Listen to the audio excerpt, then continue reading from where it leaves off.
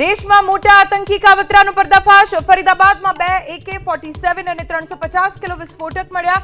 જમ્મુ કાશ્મીર પોલીસની કાર્યવાહીમાં ડોક્ટર આદિલ સહિત 3 ડોક્ટર્સને ઝડપી પડાયા.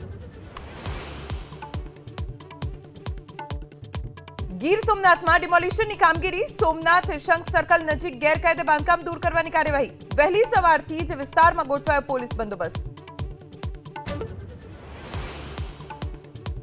પડતર પ્રશ્નો મુદ્દે અમદાવાદના રિવરફ્રન્ટ પર શ્રમિક આક્રોશ રેલી. કર્મચારી, કામદારો અને શ્રમિકો મોટી સંખ્યામાં ઉમટવાની શક્યતા.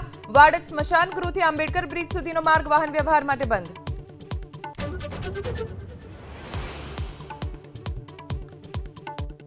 અમરેલીના જાફરાબાદના સરવડા ગામે 2 સિંહોની લટાર. શિકારની શોધમાં સરવડા ગામની શેરીમાં 2 સિંહોએ મારી લટાર. સ્થાનિકોમાં ફફડાટ.